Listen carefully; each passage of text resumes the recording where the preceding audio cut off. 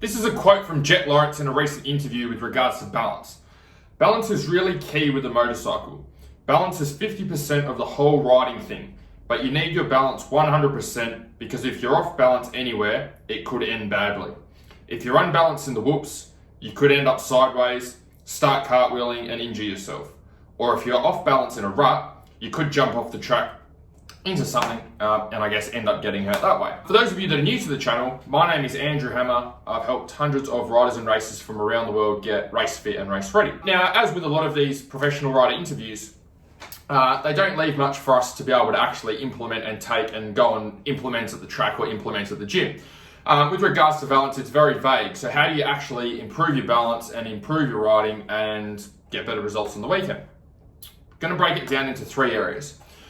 First area is you need to do more of the thing that you're working on having better balance at. If you look at a kid that's trying to get better on his BMX bike, the best way for him to improve his balance on his BMX bike and start to ride the bike without the train wheels is simply to get on the bike and ride it a little bit more and get better at the skill of actually riding. So when it comes to you out on the motocross bike or out on the enduro bike, it's the same thing. If your balance is terrible in a stationary position, go and practice more in a stationary position trying to balance. If your balance is terrible riding over a log, go and pick a smaller log to work on. If your balance is terrible going over jumps, go and practice on some smaller jumps and then work towards doing some bigger jumps. So quite simple, yet a lot of us still don't do the things that are simple that we need to implement. Go and do more of the thing that you're struggling at with balance. That's number one. Second and third thing are going to be a bit left field and you're probably not expecting this from this video when it comes to balance. But the number one thing that will affect your balance is fatigue. Okay, if you go out and do a hard workout on a rowing machine, for example, and you do 10 minutes as hard as you can, and then you try and walk in a straight line in comparison to walking in a straight line when you're fresh, you're going to find that your balance is terrible. So in that scenario, you don't need to do more balance work, you need to work on reducing the fatigue you experience on the bike, which is going to mean that your balance will stay more consistent as you ride. How do you do that? Two areas. First area, make sure you're strong enough. So when you're riding, you've got a bike that might weigh roughly 100 kilos or a bit more. And then you've got your rider weight on top of that. So if you're weighing 80 kilos and you've got a bike which is 100 kilos, that's a total of 180 kilos. So if you're a motocross rider and you do 20-minute events, that's 180 kilos you need to wrestle around for 20 minutes.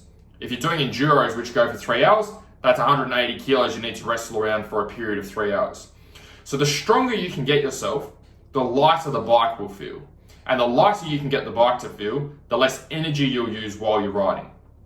If you can get your body to a stage where it's using less energy while you're riding, what that means is you can ride harder for a longer period of time because you've got more energy in the tank and you're not burning through your fuel tank as quickly. So what are some good things that you can actually implement at the gym today to get stronger rather than all of this vague information that we have here?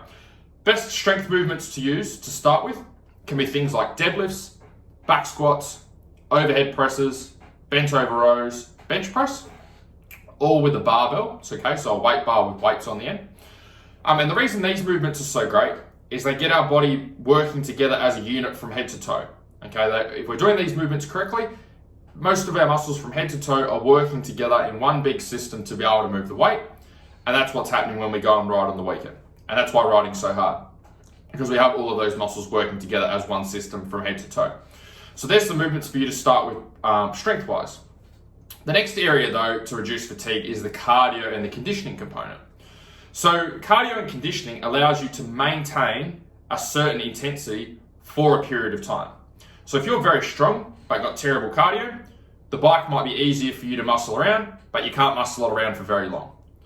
If your cardio is great, then what that means is you can wrestle around the bike and recover quickly from different sections of the track much faster than someone who has lesser or poorer cardio. How do you improve your cardio and actually go and implement at the gym today? There's two types of cardio. One type is your longer distance cardio. The way that you can build this is go for a half-hour cycle, go for a run for an hour, or go and do motos on the weekend on your bike. The other distance is your shorter distance cardio. How do you build that? Interval training. Jump on the rowing machine and do 30 seconds on, 30 seconds off for 12 minutes.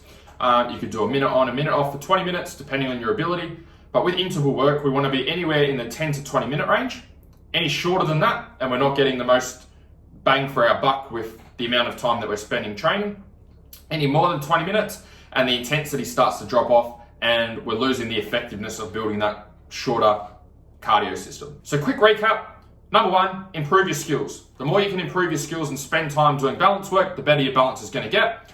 And then number 2 and 3 is actually not balance at all. It's focusing on not losing your balance and letting it deteriorate as you ride. How do we do that? We reduce fatigue.